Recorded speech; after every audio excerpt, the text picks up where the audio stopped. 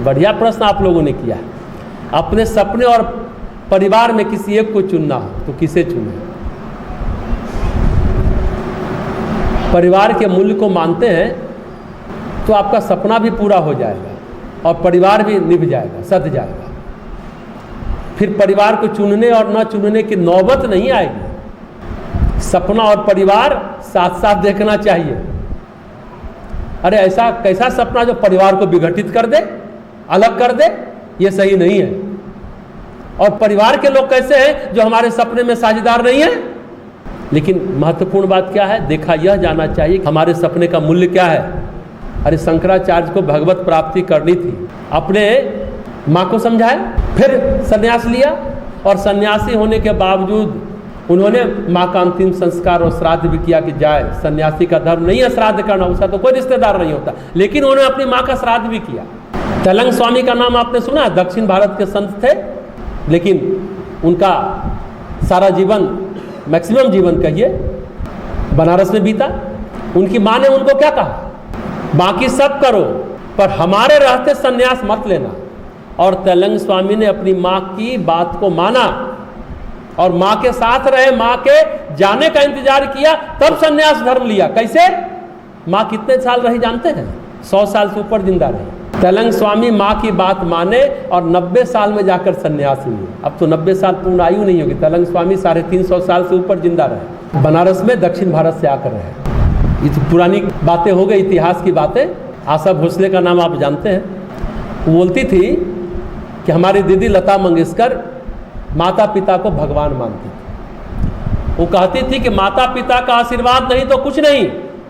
वो माता पिता बैठे हुए हैं तो थाली से पांव पखारती थी लता मंगेशकर और उस पानी को पी जाती थी। बगल में आशा भोसले रहती थी, तो कहती तू भी पी, तो वो भी पी लेती थी। तो घर के और जो भाई बहन थे बोलते थे ये दीदी की चमची है। आशा भोसले ने खुद अपने इंटरव्यू में ये बात कही है। मतलब वो पानी लाई और पी गई और हमें भी पिला दिया। मजे की बात है, अब आशा भोसले क्या कहती है ध्यान से सुने। मजे की बात यह है कि हमारे परिवार में हम दोनों बहनों का ही नाम सबसे ज्यादा हुआ। आई बात समझ में? ये होते हैं माँ बाप, ये होती है श्रद्धा, ये होती है निष्ठा। ये सब बातें आप लोगों को सचमुच अपने जीवन में उतारना चाहिए। देखिए, परिवार का मतलब होता है एक दूसरे की भावना, संवेदना को सीखना, सींचना, थोड़ा धैर्यपूर्वक रहना।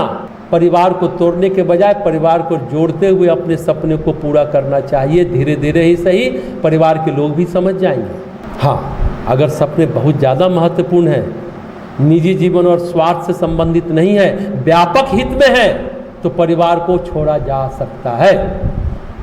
पर किसी लड़की के लिए या किसी लड़का के लिए घर मत छोड़िएगा। आई बात समझ में ना? क्वेश्चन वही होगा, सपना पूरा करने के लिए परिवार चुनना। हाँ, परिवार जन सहमत है तो ओके, ऑल इज वेल। लेकिन आप उद्वेग में, आवेग में मत आइए।